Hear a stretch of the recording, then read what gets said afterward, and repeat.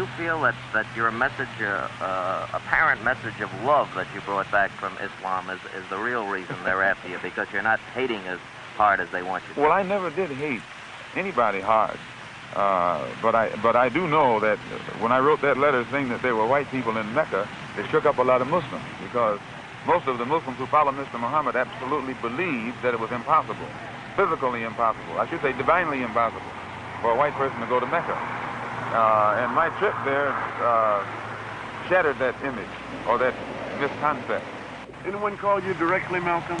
I've been receiving calls ever since I left the Black Muslim movement. And what sort of calls, Malcom? You're disenchanted in view of the fact that these men who were your brothers are making threats against your life? No, because actually it's not their fault.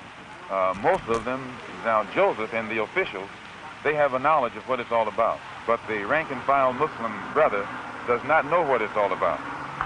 They are, out of religious sincerity, they think that they are doing the will of Allah by protecting a man who I myself taught them was divine. So I don't in any way fault them. But those who are over them and give the orders, and actually the ultimate order comes from Elijah Muhammad himself. As long as I represented the Black Muslim movement as an example of morality, unity, and militancy, as long as I could do that, I represented it. It was when I realized that it could not be represented as that I came on and started working among the non-Muslim Negroes, as I announced in January. And I had no intention, or rather March, and I had no intention of ever even speaking on this. Had they left me alone, you still wouldn't know what really took place.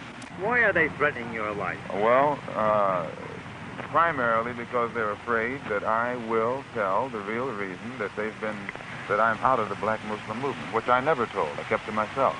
But the real reason is that Elijah Muhammad, the head of the movement, is the father of 8 children by 6 different teenage girls, 6 different teenage girls who were his private personal secretary.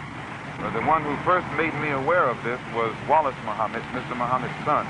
And I had stated in a newspaper article about an effort to take my life back in January, and at that time the Muslims denied it. In fact, they tried to make it appear through my brother that I was insane.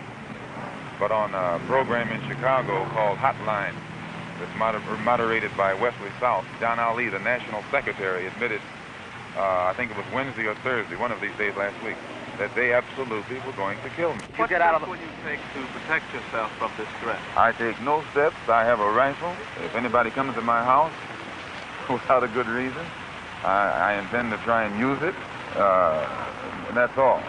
Right now? No, I don't worry. I tell you, I'm a man who believed that I died 20 years ago, and I live like a man who's dead already. I have no fear whatsoever of anybody or anything.